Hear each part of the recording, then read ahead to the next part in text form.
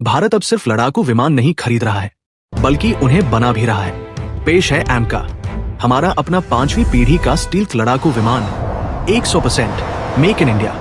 रक्षा मंत्री राजनाथ सिंह ने अभी 5 अत्याधुनिक एमका प्रोटोटाइप के विकास को मंजूरी दी है। इन जेट विमानों में होंगे सुपर स्टील्थ तकनीक, ट्विन इंजन पावर, आंतरिक हथियार बे, एआई आधारित एवियोनिक्स, सुपर क्रूज क्षमता। लक्ष्य 2029 तक पहली उड़ान, 2035 तक 6 स्क्वाड्रन। एमका के साथ भारत उस विशिष्ट स्टील्थ क्लब में शामिल हो गया है जहां वर्तमान में केवल अमेरिका, चीन और रूस ही उड़ान भरते हैं। लेकिन असली सवाल यह है, क्या एमका शक्तिशाली F-35, जबरदस्त J-20 या यहां तक कि Su-57 की बराबरी कर सकता है? अगर भारत इसे सही कर लेता है तो वो विदेशी जेट विमानों पर निर्भर हुए बिना भविष्य में उड़ान भर सकता है।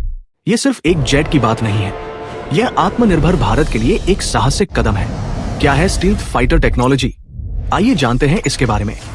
एक स्टेल्थ लड़ाकू विमान आकाश में एक निंजा की तरह होता है। यह दुश्मन के हवाई क्षेत्र में उड़ सकता है, लक्ष्य पर हमला कर सकता है और बिना देखे या आसानी से ट्रैक किए निकल सकता है।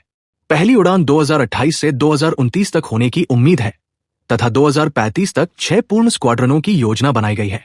AMCA भारतीय वायुसेना की भविष्य की रीढ़ बनेगी।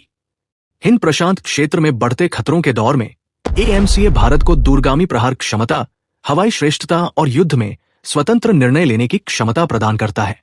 अब आयात पर निर्भरता नहीं रहेगी। युद्ध के मैदान से परे एमका प्रौद्योगिकी हस्तांतरण, निजी क्षेत्र के नवाचार, रोजगार और वैश्विक सम्मान को बढ़ावा देता है। ये सिर्फ एक जेट नहीं है, ये भारत की बढ़ती रक्षा महत्वाकांक्षाओं का प्रतीक है।